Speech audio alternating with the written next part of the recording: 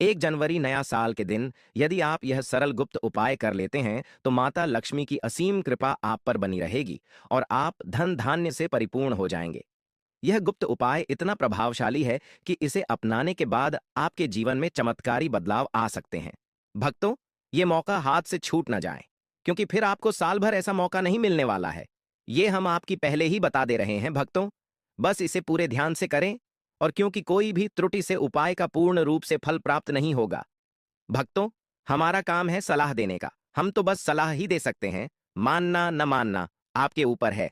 आप ध्यान से सुनोगे तो आपका भला होगा, नहीं तो आप अपने घर और हम अपने। आपका जीवन है, हम भला क्या कर सकते हैं। कुछ लोग तुरंत वीडियो छोड़ देंगे, फिर अगली साल भी उन्हें फूटी कौड़ी भी नहीं मिलने वाली। चलिए जानते हैं कि नए साल के पहले दिन गाय को चुपचाप यह खास चीज खिलाने से क्या क्या फायदे हो सकते हैं। यह न केवल आपके जीवन के सारे कष्ट और संकट दूर करेगा, बल्कि पितृदोष और मृत्यु भय से भी आपको मुक्ति दिलाएगा। पूरे साल आपके घर में अन्न धन और सुख शांति का वास होगा। यह गुप्त उपाय आपकी आर्थिक स्थिति को सुदृढ़ करने में मददगार साबित होगा। भक्तों, अगर आप इसे पूरी श्रद्धा से करेंगे तो आपका बैंक बैलेंस लगातार बढ़ेगा और काम धंधों में आमदनी बढ़ेगी। ये साल आपके लिए मंगलदायी सिद्ध होगी। आप चाहे तो लिख कर ले लीजिए। जीवन में आने वाले सभी दुख दर्द हमेशा के लिए समाप्त हो जाएंगे। गाय को यह 2 और विशेष चीज खिलाने से आपके जीवन में सुख समृद्धि का द्वार खुल जाएगा। ऐसा माना जाता है कि गौ माता, जो 33 कोटि देवी देवताओं को अपने अंदर समेटे हुए हैं, उनकी कृपा से व्यक्ति रंक से राजा बन जाता है। ऋग्वेद में गौ माता को अविनाशी अमृतत्व बताया है। यह गुप्त उपाय आपको हर प्रकार की गरीबी और अभाव से मुक्ति दिलाने में सक्षम है।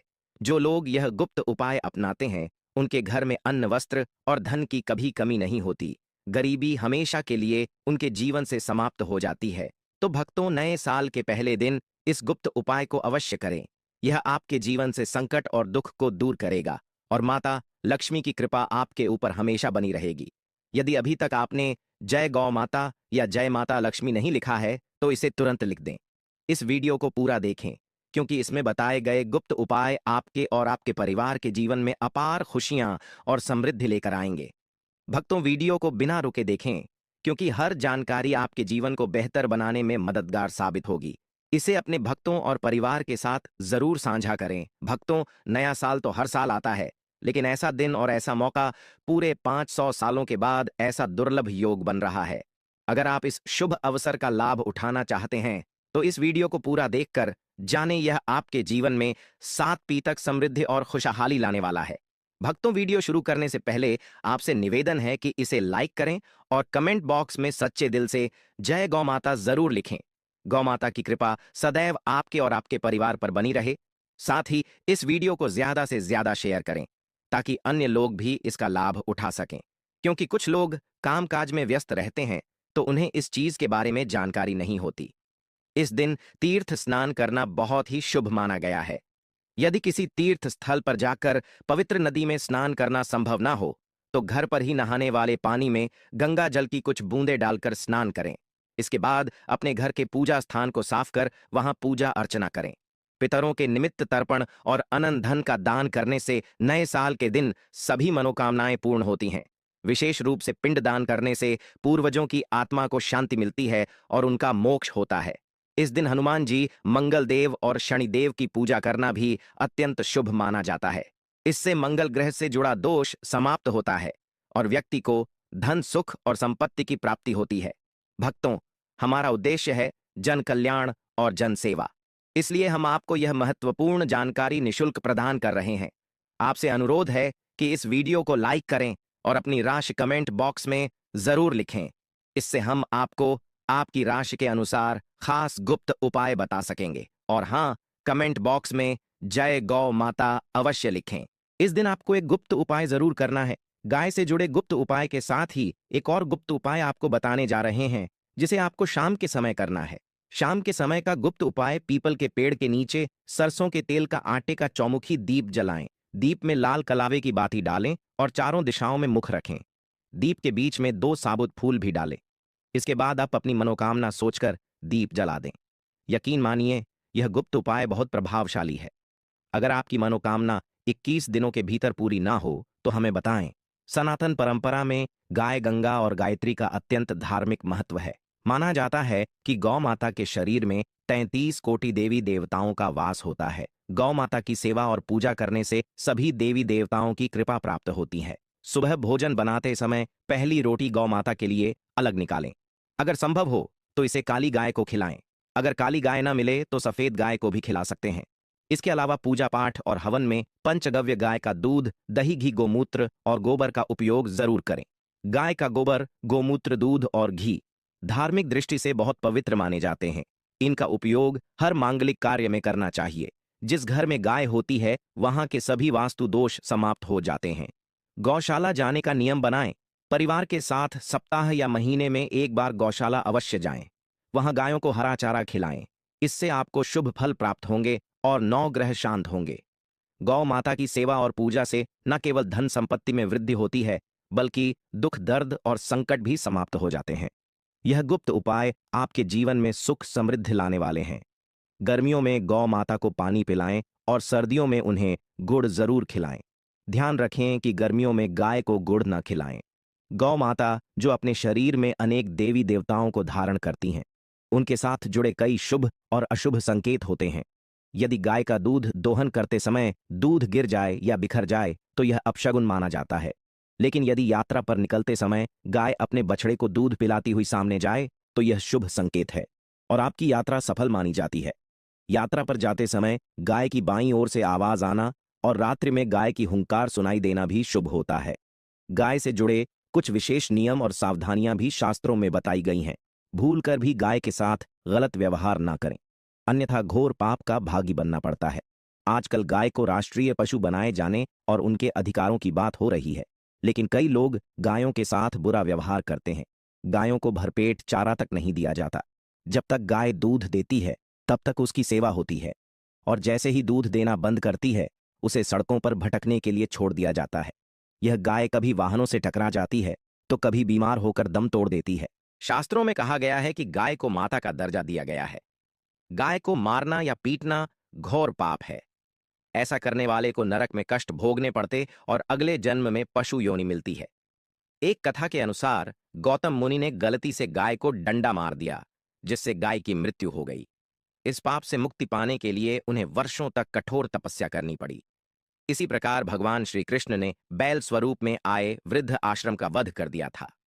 इससे मुक्ति के लिए उन्होंने सभी तीर्थों को एक कुंड में बुलाकर उसमें स्नान किया, तब जाकर वह पाप मुक्त हुए। पुराणों में यह भी कहा गया है कि पानी पी रही गाय को भगाने वाले व्यक्ति को नरक में कष्ट भोगने पड़ते हैं। गाय को सम्मान और सेवा देना न केवल पुण्य का कार्य है, बल्कि इसे हमारे जीवन का हिस्सा बनाना चाहिए। जो लोग गाय के लिए प्याऊ बनवाते हैं और उनके लिए चारा और पानी की व्यवस्था करते हैं, वे महाभाग्यशाली माने जाते हैं। ऐसे लोग अपने पापों से मुक्त होकर स्वर्ग को प्राप्त करते हैं और अगले जन्म में सुखी और संपन्न जीवन जीते हैं।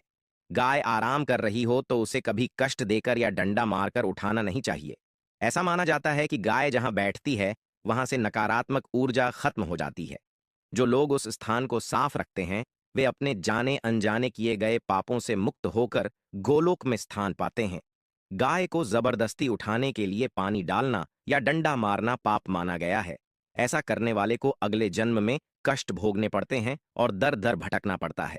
शास्त्रों में यह भी बताया गया है कि गाय का दूध सबसे पहले उसके बछड़े के लिए होता है। बछड़े से बचा हुआ दूध ही मनुष्य को ग्रहण करना चाहिए, लेकिन कुछ लोग पूरा दूध निकाल लेते हैं और बछड़े के लिए कुछ नहीं छोड़ते। यह घोर पाप है। ऐसे दूध को निकालने और ग्रहण करने वाले दोनों पाप के भागी बनते हैं। इसके अलावा गोवंश यानी गाय और बैल की पीठ पर बैठना महापाप माना गया है। ऐसा करने वालों को नरक की यातना भोगनी पड़ती है। नंदी, जो स्वयं महादेव की सवारी बने, उन्हें देवतुल्य माना गया है। शास्त्रों में गाय के दान का भी बहुत महत्व बताया गया है, लेकिन ऐसी गाय का दान नहीं करना चाहिए जो बूढ़ी या बीमार हो। कठोपनिषद में नचिकेता की कथा में भी इस संदर्भ का उल्लेख मिलता है। जो लोग दूध देने वाली और बछड़े सहित गाय का दान करते हैं वे महान पुण्य अर्जित कर स्वर्ग में स्थान पाते हैं। सूर्य, चंद्र, मंगल या शुक्र की युति यदि राहु के साथ हो तो पितृदोष उत्पन्न होता है। सूर्य का संबंध पिता से और मंगल का संबंध रक्त से होता है। यदि सूर्य शनि राहु या केतु के साथ हो या मंगल राहु केतु के साथ युति में हो तो यह पितृदोष कहलाता है। इस दोष से जीवन में संघर्ष और परेशानियां बढ़ जाती हैं। यदि पितृदोष हो तो गाय को प्रतिदिन या किसी भी एकादशी, पूर्णिमा, अमावस्या या किसी खास दिन रोटी, गुड़ और चारा खिलाने से पितृदोष दूर हो सकता है। देसी गाय की पीठ पर जो कुदरती बाण का चिन्ह होता है, वह बृहस्पति गुरु का प्रतीक है। यदि जन्म कुंडली में बृहस्पति नीच राशि मकर में हो या अशुभ स्थिति में हो, तो इस गुप्त उपाय को करना विशेष लाभकारी माना गया है। अगर यात्रा के दौरान आपके सामने गाय दिखाई दे, तो यह शुभ संकेत है। खास तौर पर यदि यह अपने बछड़े को दूध पिलाती हुई दिखे, तो समझ ले कि आपकी यात्रा सफल और फलदायी होगी। जिस घर में गाय होती है, वहां वास्तु दोष स्वतः समाप्त हो जाता है। गाय को खिलाने के लिए हमेशा ताजी रोटी ही बनाएं। यदि रोटी बनाकर तुरंत नहीं दी गई और उसे अगले दिन खिलाया गया, तो वह रोटी बासी मानी जाएगी। गाय को बासी रोटी खिलाने से घर में नकारात्मक ऊर्जा का वास होता है और आपके काम में रुकावटें आने लगती हैं। इसलिए हर दिन ताजी रोटी बनाकर गाय को खिलाएं। साथ ही सड़ी गली चीजें जैसे खराब फल या सब्जियां गाय को कभी ना खिलाएं। ऐसा करने से आप पुण्य कमाने की बजाय पाप के भागी बन जाते हैं। गाय को केवल साफ और ताजा भोजन ही दें। आप कभी भी सड़ी गली चीजें गाय को न खिलाएं। इसके बजाय आटे के 11 लोहे बनाकर उन पर हल्दी लगाएं और फिर गाय को खिलाएं। जब गाय को लोहे खिलाएं तो उसके सिम, पीठ और मस्तक पर धीरे धीरे हाथ फेरें। साथ ही गौ माता के चरणों का आदर पूर्वक स्पर्श करें। ऐसा करने से आपके जीवन में सकारात्मकता का संचार होगा और आपके सभी अटके हुए काम बनने लगेंगे। कठिन समय धीरे धीरे समाप्त होगा और आपके जीवन में खुशियां और समृद्धि लौट आएंगी। यदि आप गाय की 7 बार परिक्रमा करते हैं, तो यह गुप्त उपाय और भी अधिक प्रभावी माना जाता है। जब भी गाय को रोटी दें, उसमें हल्दी, गुड़ या थोड़ा घी जरूर लगाएं। सूखी रोटी देने से बचें। इसका अर्थ है कि रोटी पर कुछ ना कुछ लगाने के बाद ही गाय को खिलाएं, जैसे हल्दी, मिश्री या घी। यह छोटे छोटे गुप्त उपाय आपके जीवन में शुभता और उन्नति लेकर आते हैं। यह थी गाय से जुड़े कुछ महत्वपूर्ण बातें। और अब हम आपको बताते हैं कि गौ माता का वास्तव में सनातन धर्म में इतना महत्व क्यों है। ये कोई झूठी कहानी नहीं है, बल्कि हमारे शास्त्र खुद इस बात का प्रमाण देते हैं। गौ माता के सींगों के अग्रभाग में साक्षात जनार्दन विष्णु स्वरूप भगवान वेदव्यास रमण करते हैं। इसलिए गौमुख को सर माथे लगाना चाहिए। गौ माता के सींगों की जड्डी डीएच में देवी पार्वती और सींगों के मध्य भागों में भगवान सदाशिव विराजमान रहते हैं। गौ माता के मस्तक में ब्रह्मा, कंधे में बृहस्पति, ललाट में वृषभारूढ़ भगवान शंकर, कानों में अश्विनी कुमार तथा नेत्रों में सूर्य और चंद्रमा रहते हैं। गौ माता के दांतों में समस्त आशिक गण, जीभ में देवी सरस्वती तथा वक्षस्थल में एवं पिंडलियों में सारे देवता निवास करते हैं। गौ माता के खुरों के मध्य भाग में गंधर्व, अग्रभाग में चंद्रमा एवं भगवान अनंत तथा पिछले भाग में मुख्य अप्सरा। गौ माता के पीछे के भाग नितंब में पितृगणों का तथा भ्रिकुटी मूल में तीनों गुणों का निवास बताया गया है। गाय के रोमकूपों में आर्षिगण तथा चमधी में प्रजापति निवास करते हैं। गौ के उसके थूहे में नक्षत्रों सहित श्रुतिलोक, पीठ में सूर्यतनय यमराज, अपान देश में संपूर्ण तीर्थ एवं गोमूत्र में साक्षात गंगा विराजती हैं। गौ माता की दृष्टि, पीठ एवं गोबर में स्वयं लक्ष्मी जी निवास करती हैं। गौ माता के नथुनों में अश्विनी कुमारों का एवं होठों में भगवती चंडिका का वास है। गौ माताओं के जो स्तन हैं, वे जल से पूर्ण चारों समुद्र हैं। गौ माता के रंभाने में देवी सावित्री तथा हुंकार में प्रजापति का वास है। समस्त गौ माता साक्षात विष्णु रूप हैं। उनके संपूर्ण अंगों में भगवान केशव विराजमान रहते हैं। भक्तों, यह वीडियो आपको कैसा लगा हमें कमेंट बॉक्स में जरूर बताएं और इस नए साल मां लक्ष्मी की असीम कृपा पाने के लिए कमेंट बॉक्स में लिखें, जय मां लक्ष्मी हम पर और हमारे परिवार पर अपनी कृपा करें और इस नए साल हमारे दुख दूर करें। और भक्तों